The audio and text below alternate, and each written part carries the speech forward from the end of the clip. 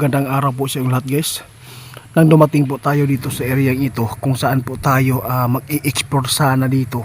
Kasi ito po yung request po ng mga taong nakatira po dito ngayon guys, na may kasama po tayo. Pero hindi ko inaasahan po na nandito po si tatay, kasi po napaka-importante po ang kanyang pagsunod pag punta po dito sa area ito guys. Napakalayo po yung biyahe natin guys. Nandito po si tatay kasi meron po siyang nakita dito sa Pilipinas ngayon na hindi maganda, na meron nagplano at meron siyang nakita sana po na hindi ito magkatotoo po yung nakita po nila. Nais lang po nila na iparating po sa atin, kaya andito po si tatay. Magandang hapon po tatay. Grabe, hindi ko talaga inaasahan tayo na matuntun mo yung area kung saan po ako mag-i-explore sana ngayon dito. Ano po ba talaga yung nakita po ninyo dito para dito sa mundo? Inutusan kayo ni kaibigan Dwinding Linyo para ipaabot sa amin yung mangyayari dito sa Pilipinas?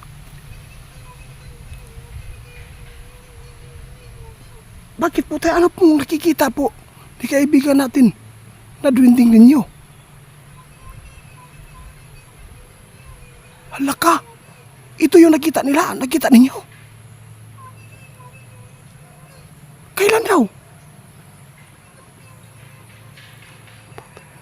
Guys, napaka-importante ang pagsunod ni tatay dito. Ito na po talaga yung pangitain talaga ng ating kaibigan na si Otto at sa mga kasamahan po niya ng mga Dwinding guys, na iparating po sa mga tao na makapanood nito. Mayroon po daw nagbabalak guys, hindi ko alam guys ngayon kung sinong nagbabalak po ng ganito, kasi po baka mangyari po naranasan po noon ng mga Pilipino guys na umalsa, nagrevolusyon. Sana po hindi po matulad tayo, kasi mayroong nagplano po daw ngayon guys na ganito yung gagawin po nila kung sa tuwing hindi po ito magkakaayos po sila Sara Duterte at saka si Marcos guys. Ito po ang nakikita nila, magulo. Kaibigan, ano po ba talaga ang magandang gawin po dito ngayon sa Pilipinas para po ay magkasinabot, magkaunawaan po sila. Ngayon po nagbantaan na po, kasi marami na pong nagkisali po dito. MNLF umalsa na. Ano pa yung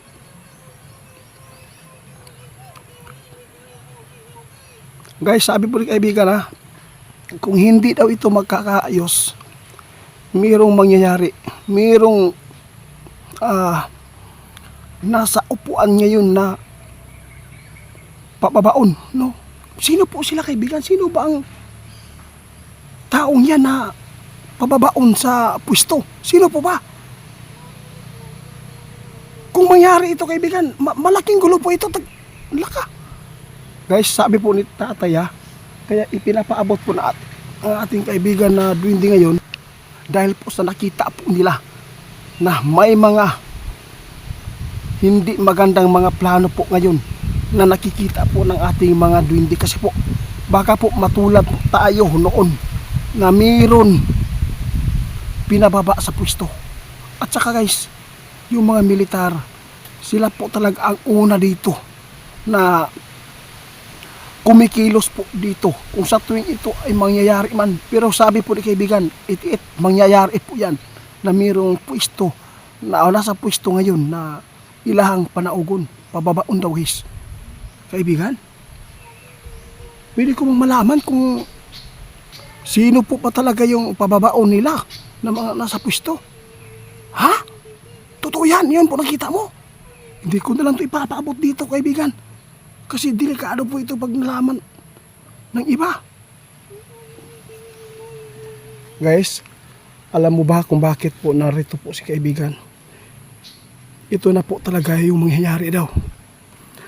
Mangyayari po daw guys na mayroon namumuno na pababaon sa pwesto. Tapos baka matulad po noon. Alam mo ba kung ano ang ibig sabihin po ng ganito guys? Maraming gulo, no? Maraming buhay na mawawala. Kaya tulungan po natin kung sino man po yung nasa taas po kayo nakapanood nito. Meron lang po nakikita po yung mga kaibigan po natin na mga duwende tungkol po sa plano na magrevolusyon, no? Meron sila pababaon sa naman kaibigan. Nag-alala po ako, kaibigan. Naiyak ako guys kasi po hindi ko lang may paabot sa inyo guys ha. Kasi po ako po yung nakakaintindi kung ano man yung sinasabi nila. Kaibigan natin na duwende, nagpapasalamat po tayo kahit po nasa malayo tayong lugar. Natuntun pa rin nila tayo dahil po sa kanilang kapangyarihan. Kaibigan, bakit po niyo ako natuntun dito? Itiit, hindi mo alam kung ano ang makakaya po namin. Sabi po nila guys, sobra oras akong biyahe guys, nagsakyanan ko guys, no, sobra oras ang akong biyahe, pero hindi ko inaasahan na gusto ko na talaga magbaba dyan para i-explore po yung area dito. Meron pa akong makasama dito kaya nasa taas lang guys, nagmotor lang ang uban kasi meron pong bata dito na kinuha ng aswang, kaya nandito po ako para i-explore. Ngunit ang problema dito kasi meron ipinapaabot po ang ating kaibigan na duwende dahil po sa nakita po nila na meron po daw na mag-alsa tungod aning panghitabo dahil po sa kaguluhan po ng ang ating namumuno ngayon guys, Vice President at President, nag-aaway. Itong nakita po ng ating kaibigan na mayroong mga plano, kung sino man po yung nagplano dito na ito yung gawin sa Pilipinas. Nakakatakot po ito guys talaga na mangyari. Naalala po pa ninyo noon na sinabi po ni Luna, ang pumatay po daw sa tao o sa Pilipino, kapwa din natin po Pilipino. Yun po ang tatandaan po natin guys, kaya dapat mag-ingat po tayo. Sana hindi po ito magkatotoo.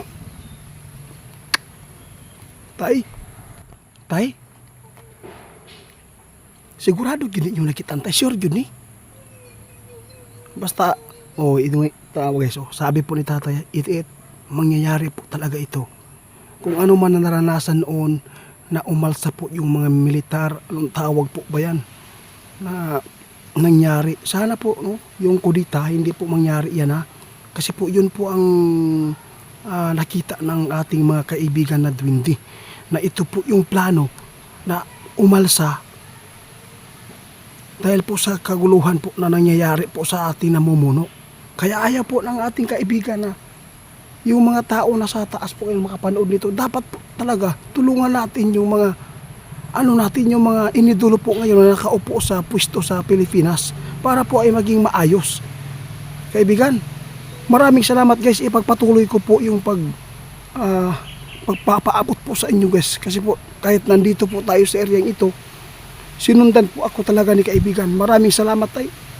Minsan po guys, yung boses ko guys nawawala dahil po ay sobrang paos na po ang aking lalamunan dahil po sa panahon namin dito, tag-ulan, no? Minsan ay nauulanan kami sa eksplorasyon, kaya ngayon po sana mayroong makapag-share nito guys, kasi ito po talaga yung kinatatakutan po ng ating mga kaibigan na duwende, no?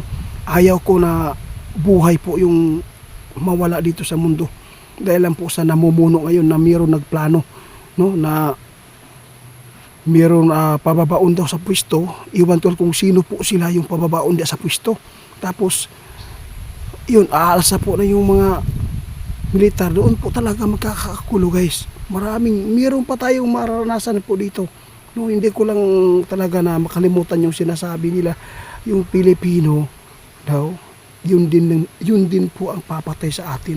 Ang dapat po sana yung pagtuunan natin, yung kalaban natin ibang bansa, hindi po tayo mga Pilipino. Dapat po tayo magmahalan. Tatay, maraming salamat tay. Maraming salamat tay, kahit po pasensya ka na sa boses ko tay ha.